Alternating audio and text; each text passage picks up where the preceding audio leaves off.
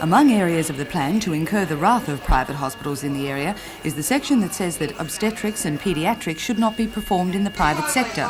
Although private hospitals have not been involved in these areas for some time, they say they should be able to meet the needs of the community as they see it, provided they can demonstrate that they can provide the level of facilities required. They also say the establishment of the new teaching hospital at Rankin Park will cut them off from becoming a worthwhile partner in the area's health services.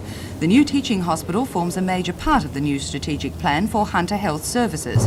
In particular, it will mean major expansion for the ambulance service. Once the hospital is online in 1991, there will be an ambulance communication centre at the accident and emergency unit there. The ambulance station itself will also move to newer premises. We will be establishing our new ambulance headquarters at Charlestown, hopefully, Charlestown South. At the moment, their funds have been set aside to prepare sketch plans. There's $57,000 already been set aside for that, and we're hoping that by, say, 3 years' time, it will be a reality. What will be the cost of moving the whole station out to Charlestown? It's been estimated on figures at December 85 at about $3 million, so it'll be a little bit more than that by the time it eventuates.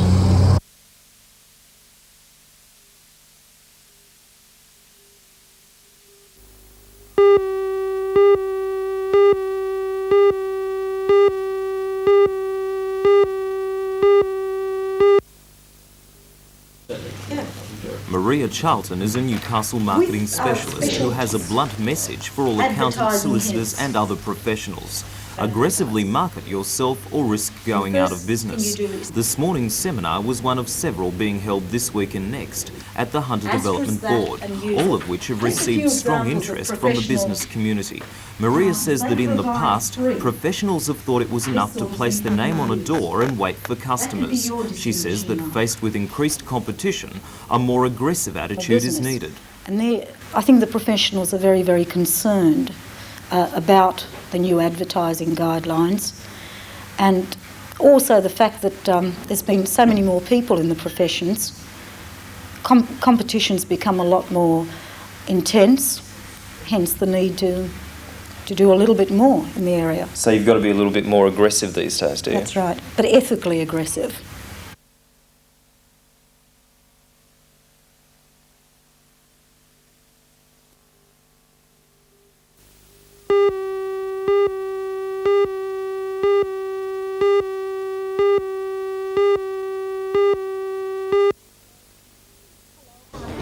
Hello, I'm Helen Hughes. A state government survey has shown that the majority of Australians believe locally produced goods are inferior and dearer than overseas products. The government has responded by launching a 2-year campaign aimed at sprucing up the Aussie-made image. Join Ray Deneen and Anna Manzoni for all the news tonight at 6.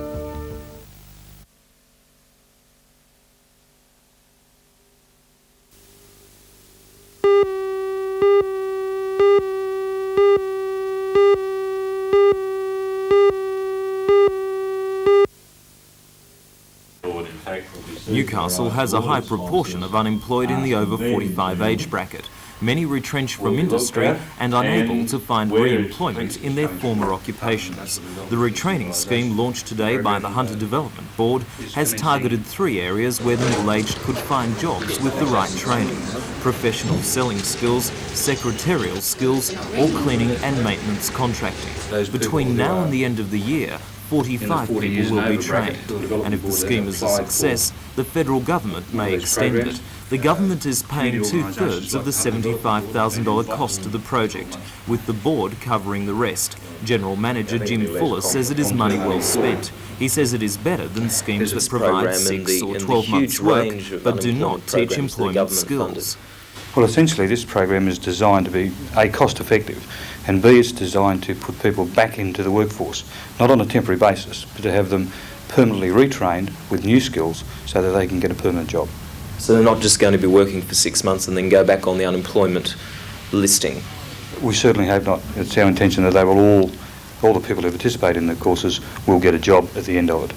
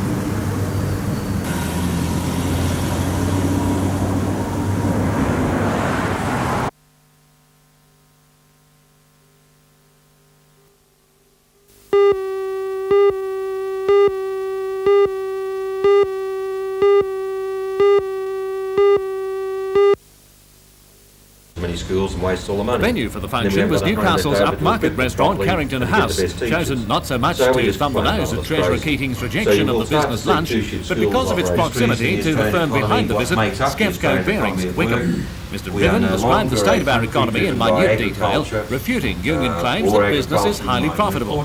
He described business as being under siege and said 1 in 6 firms will not make it to 1990. But Mr. Riven put a lot of the blame at the feet of business itself, describing the country as a giant sheltered workshop. His predictions include more private competition for government business and a reduction of union powers.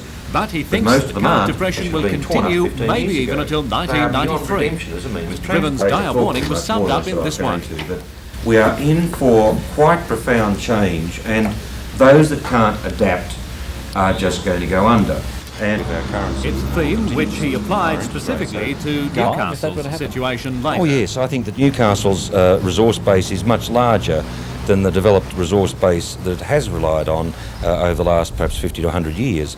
And there are many, many industries that I think Newcastle can take on board to virtually give it a rebirth for the 21st century.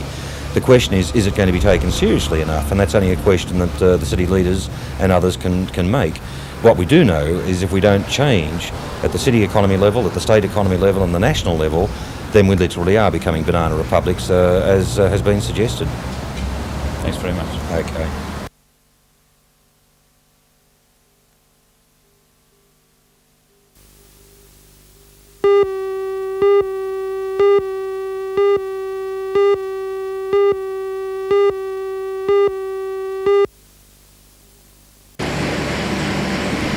Weird and wonderful flavoured ice creams and chemotherapy may seem like strange bedfellows, but according to a team of Newcastle researchers, their studies show the two may be used to combat cancer. Professor Maurice King is the head of the psychology department at Newcastle University. During the past 6 years, he's taken part in the study to see if the body's immune system can be regulated by conditioning. Rats were first used. A drug was administered at the same time as a distinctively flavoured syrup. Some weeks later, only the syrup was given to the rats, yet some effects of the drug also returned. The team recorded a 35% success rate. Work has now begun on volunteer adults and children, and the study has shifted emphasis to try and complement the use of chemotherapy in treating cancer. Professor King says an unusually flavoured ice cream is being given to a group of volunteers at the same time as chemotherapy. He says in later sessions, the taste of the ice cream alone is enough to bring back some of the positive effects of the chemotherapy. The person tastes something unusual and associates that with the chemotherapy. Consequently, when the ice cream is given maybe 4 weeks, 6 weeks, up to 4 months later, you still get some of the effects enlisted that you got initially with the chemotherapy. Not all of them, but some of the effects of the chemotherapy are still there. So over a long period of time, you could reduce the amount of chemotherapy needed? In principle, that's probably true. How far off are more conclusive results? I imagine by 6 months from now we should have very good conclusive data in on how effective it's going to be with humans.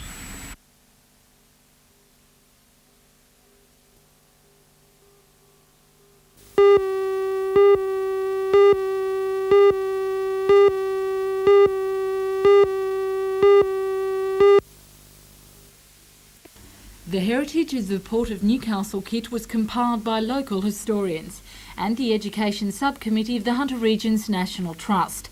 The kit comes complete with slides which show the port's development from European settlement in the early 1800s through its many stages to the 1980s. Yesterday at the Newcastle Chamber of Commerce, Chairman of the Hunter Regional Committee Barney Collins presented a Benefactors Medal to Deputy Chief General Manager of Howard Smith Limited, Alan Thompson. The company was the major sponsor of the project, which has been introduced to most schools in the Newcastle area. Team member Boris Sokolov says the simple idea behind the kit was a result of combining the existing resources available. As enthusiasts ourselves, teachers and such, we realise there is often a lack of things like that. As individuals, we have our own collections of photos and slides and things that we spend a lot of time doing work with, but to try to get enough of them available for the general public is not so easy. So this is how beautiful it is when we get this kit available, because then a lot of other teachers can do the same thing as we have.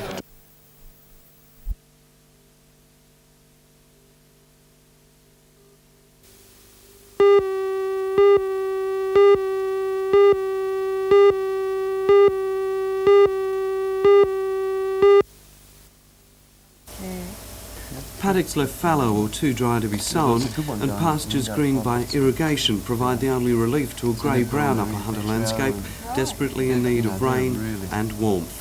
It's been a particularly bad start to the year, a hot dry summer and now a cold dry winter, one of the worst in a decade according to many Scone District graziers.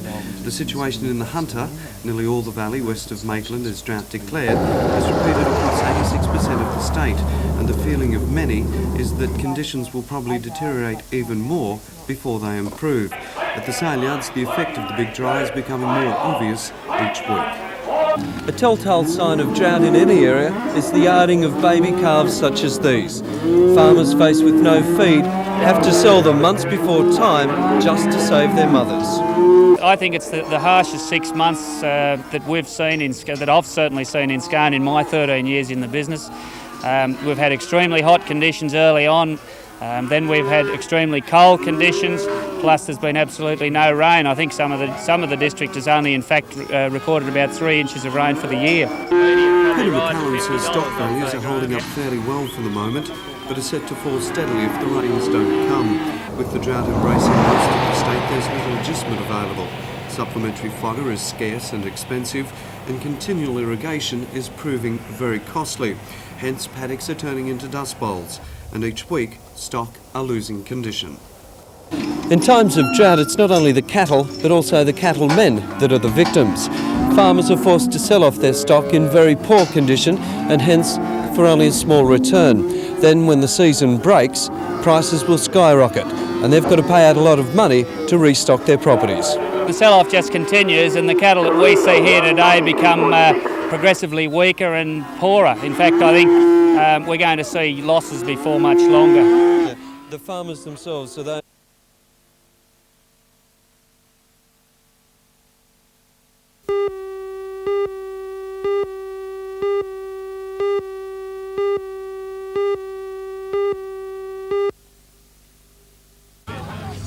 About 140 members of the Australasian Meat Industry Employees Association were off the job for the first 4 days of this week over a workers' compensation dispute.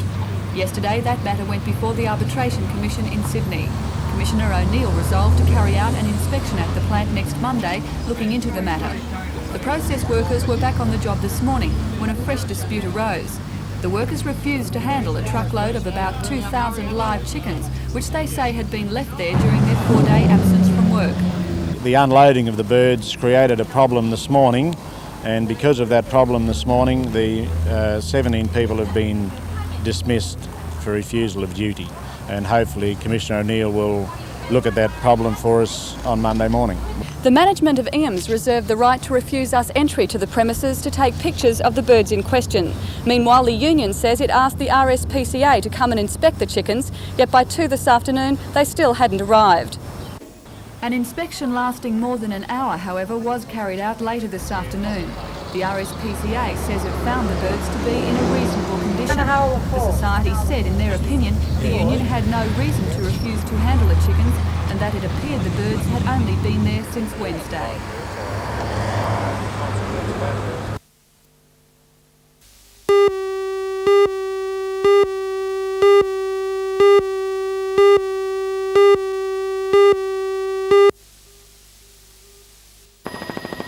In Singleton itself, they were celebrating the opening of 2 new facilities at Rose Point Park beside the river.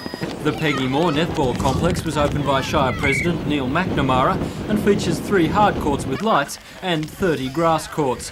Along with the pavilion, the complex cost in excess of $100,000 and is a top-rate facility for the town's 700 registered netball players.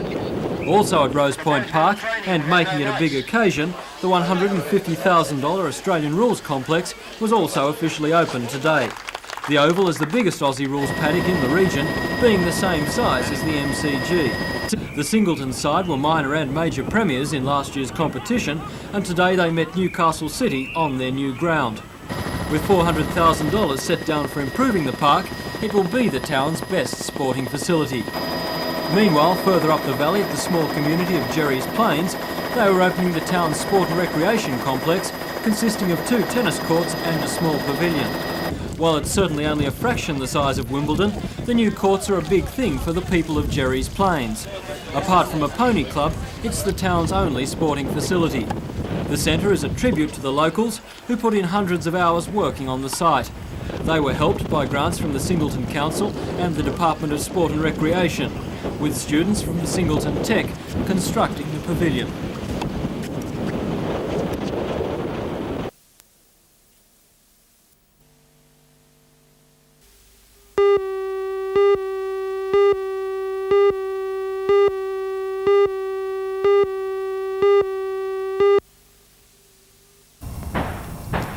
Stockton Fire Brigade and Williamtown Bush Fire Brigade were called to a scrub fire on Department of Housing land next to the Stockton Rifle Range last night. The fire may have been started by vandals who used the area as a dumping ground for stolen cars. Littered throughout the old Army Range are the burned out remains of more than 20 cars, for many of which this was the end line of a joyride. To add insult to injury, this car, like most, was burnt out just for the fun of it. These thieves weren't in it for the profit. They didn't take the engine or the tyres, and before the burnout they used bricks to smash the engine and interior. Newcastle police say an average of 8 vehicles are stolen in the area each week. A fair proportion of them will end up like this. This 1985 Holden Astra was burned beyond recognition, however not identification. Its owner lives a stone's throw away in Fullerton Cove. The problem is not easily solved. In this area, next to the rifle range, loud and unusual noises are rarely questioned by the local residents. And the police say that this is just one of the many dumping grounds used in the region.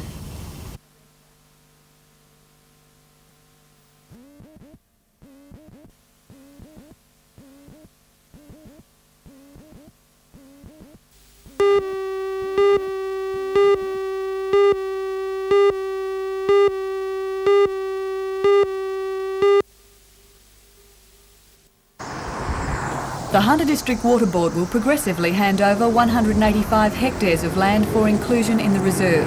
But the Minister for Water Resources, Janice Crozio, says this is likely to be a lengthy process. I would like to see everything completed by the end of the year. That is not practical, nor do we realistically realise that can be done. But certainly it'll take possibly a number of years. Meantime, the board says it is taking measures to protect the land so that it will be in good condition when the transfer takes place. A committee has been appointed to oversee the activities carried out by the board on the site. It will be headed by the member for Charlestown, Richard Face.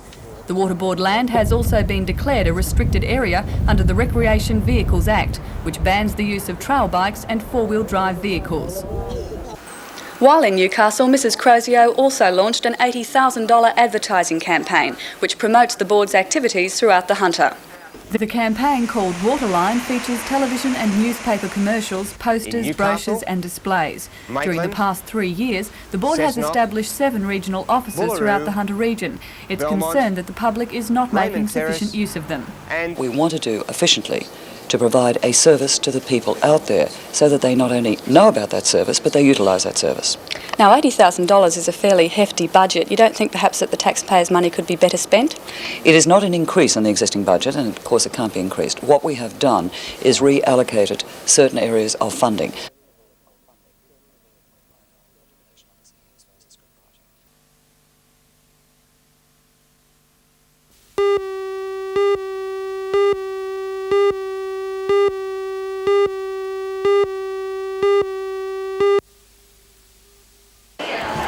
The theme of Police Week 1986 is Meet Your Police, and this is what shoppers at Charlestown Shopping Square were doing today. Local police will be available until next Wednesday to tell people how they can join forces with them to create a more effective community-based police force. Join Ray Deneen and Anna Manzoni for all the news tonight at 6.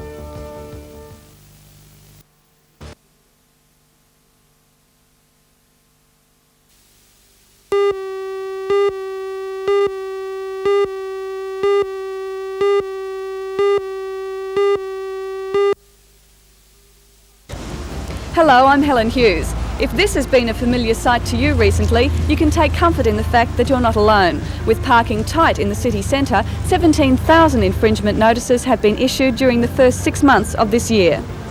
Join Ray Deneen and Anna Manzoni for all the news tonight at 6.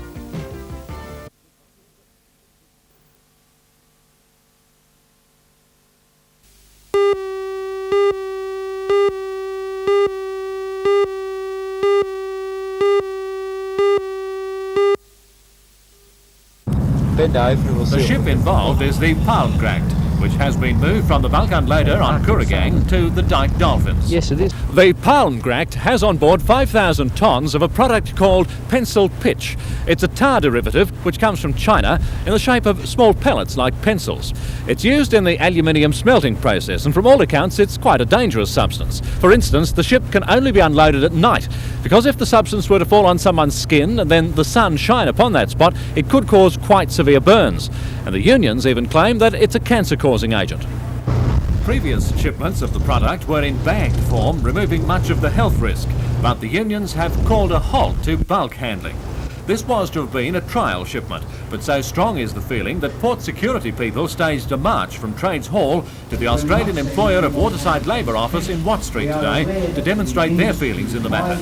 The ship could not now be unloaded before Friday night, but even that is unlikely without the intervention of the Arbitration Commission.